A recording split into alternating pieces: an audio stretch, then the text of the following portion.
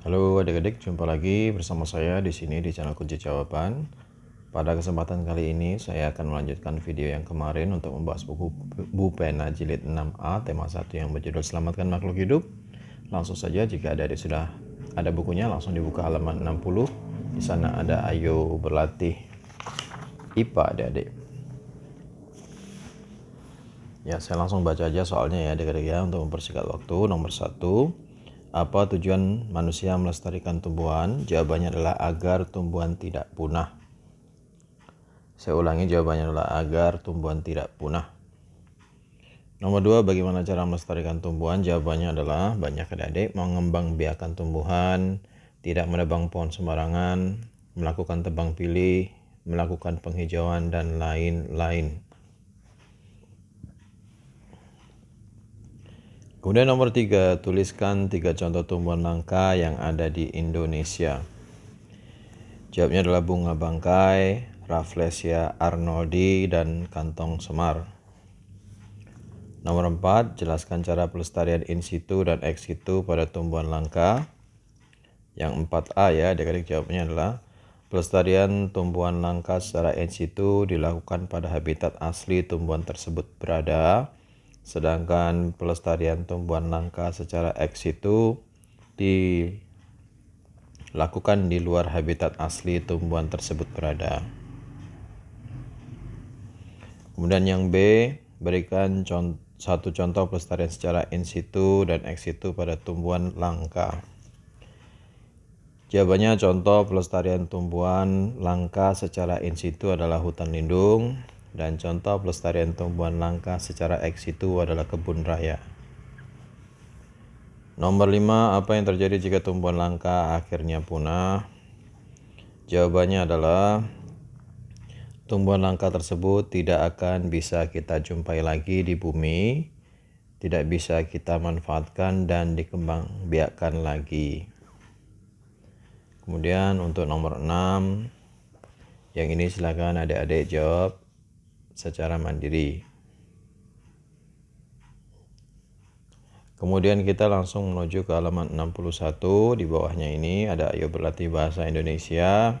Seperti biasa, sebelum adik-adik menjawab pertanyaan nomor 1 sampai nomor selanjutnya ini, silakan adik-adik baca dulu teks yang ada di kotak berwarna abu-abu yang berjudul populasi burung cendrawasih semakin memprihatinkan.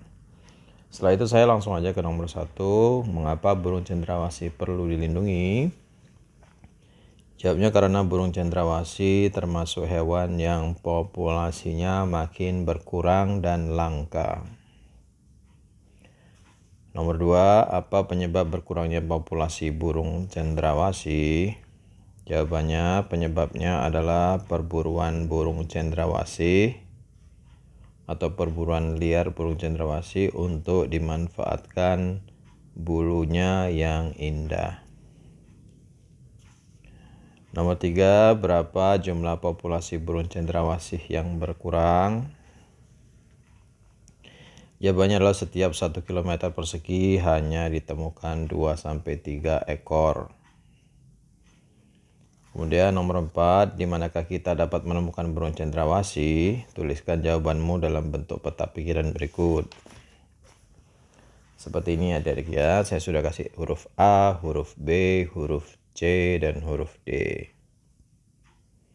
Nah, sekarang yang A, mengapa burung cendrawasih perlu dilindungi? Jawabannya adalah karena burung cendrawasih termasuk hewan langka.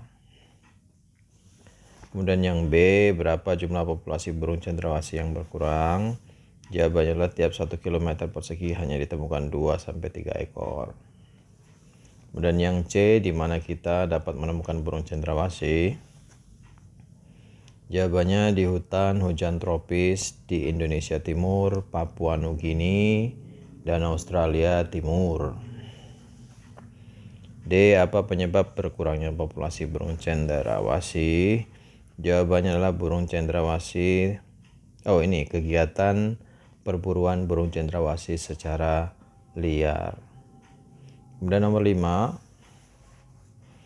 berdasarkan peta pikiran tersebut tulislah simpulan dari teks populasi burung cendrawasih semakin memprihatinkan dengan menggunakan bahasamu sendiri. Ini adik-adik.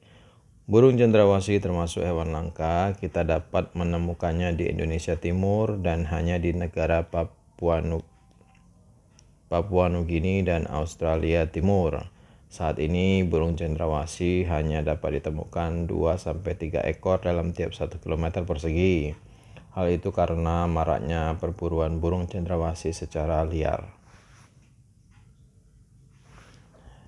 Halaman 63 ada PPKN di sana adik-adik. Bacalah cerita berikut dengan saksama. Selanjutnya diskusikan pertanyaan yang diberikan. Ya, setelah baca ini adik-adik percakapan, kemudian kita langsung aja ke A. Bagaimana pendapatmu terhadap sikap kedua tokoh dalam cerita tersebut? Jawabannya adalah sikap Rudi sangat penyayang dan peduli terhadap hewan, sedangkan sikap Anton kurang peduli terhadap hewan.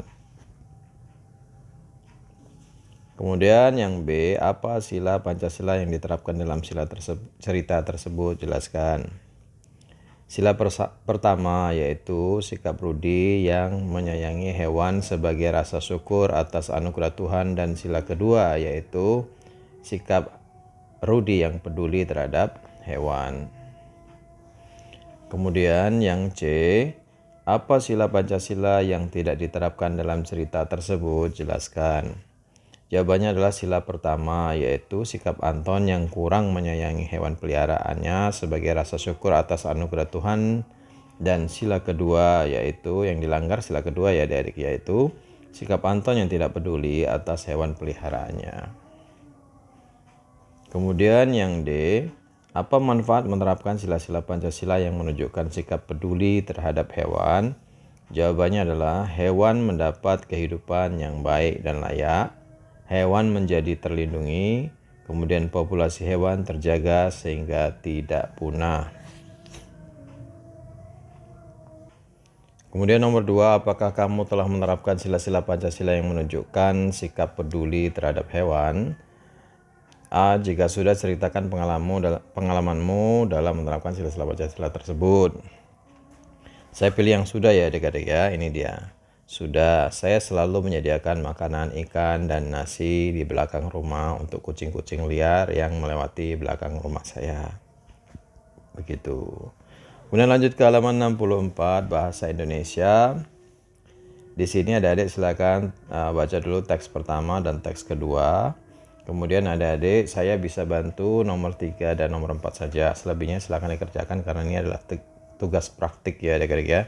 Nomor 3, tuliskan informasi apa saja yang kamu dapatkan dari kedua teks tersebut. Oke, dari teks pertama yaitu tanaman anggrek merupakan tanaman hias yang memiliki jenis paling banyak. Kemudian informasi penting yang lainnya adalah tanaman anggrek tersebar di daerah tropis. Informasi penting lainnya, tanaman anggrek dapat hidup di kondisi air yang rendah. Kemudian nilai jual bunga anggrek cukup tinggi. Sedangkan pada teks yang kedua yaitu tanaman Kamboja memiliki batang keras setinggi 1,5 sampai 6 meter. Kemudian mahkota bunga Kamboja berbentuk trompet berjumlah 5 helai. Kemudian tanaman Kamboja merupakan tanaman yang tahan terhadap penyakit dan perubahan cuaca. Kemudian tanaman Kamboja dapat hidup hingga ratusan tahun. Kemudian nomor 4, tuliskan simpulan dari setiap teks. Simpulan dari teks pertama adalah tanaman anggrek memiliki banyak jenis.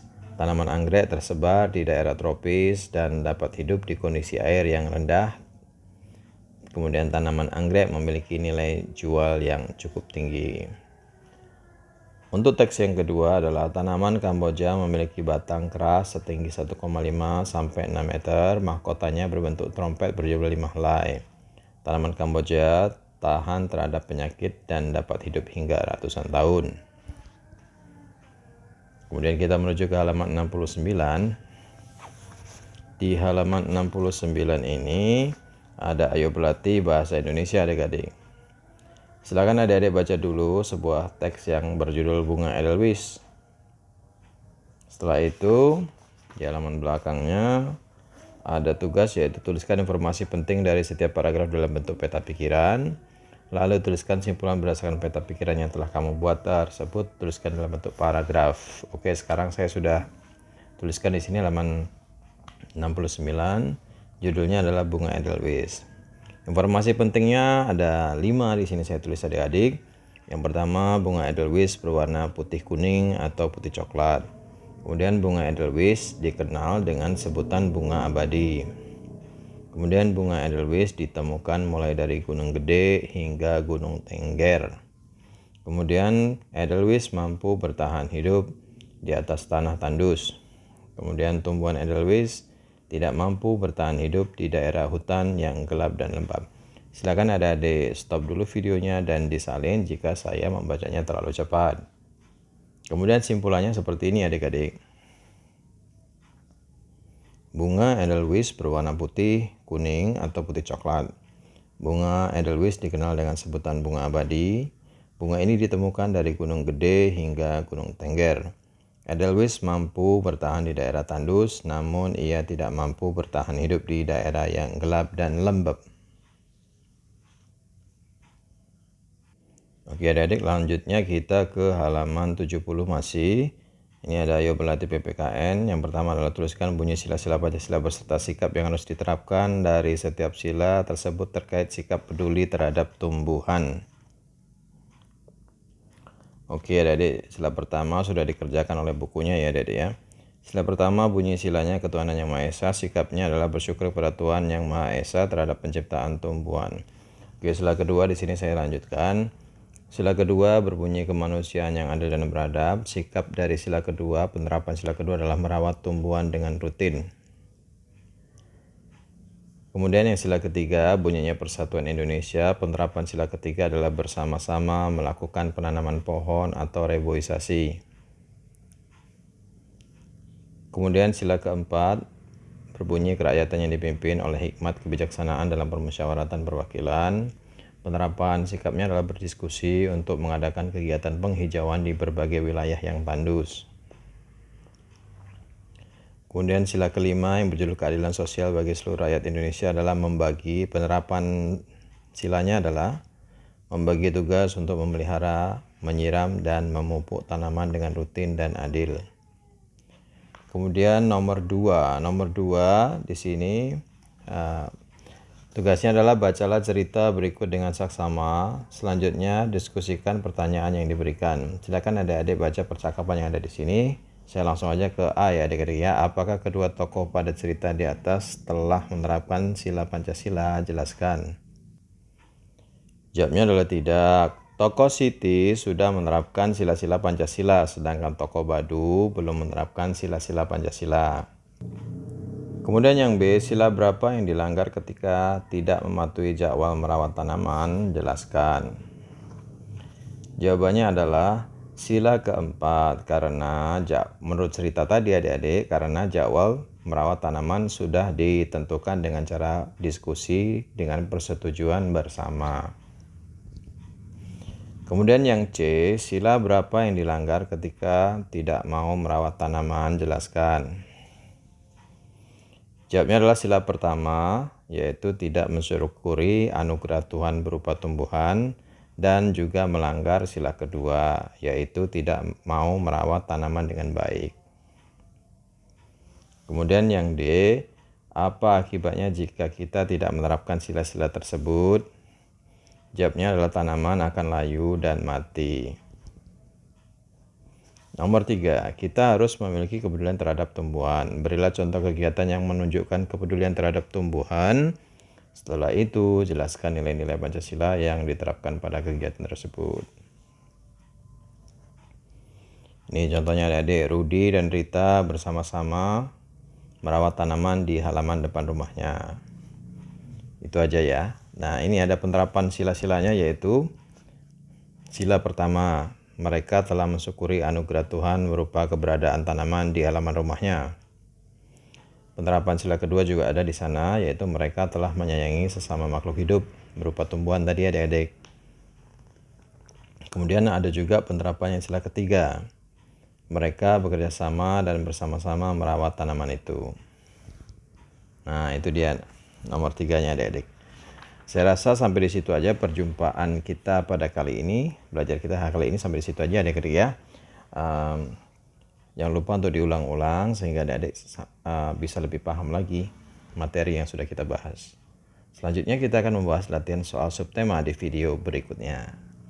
Ya adik-adik, terima kasih, semoga bermanfaat. Yang sudah subscribe terima kasih banyak atas dukungannya. Yang belum subscribe silahkan di subscribe jika menurut Anda bermanfaat. Kemudian di like, di komen, dan di share kepada teman-temannya, sehingga teman-temannya juga mudah untuk mengerjakan buku pena jilid 6 tema 1 sub tema 3.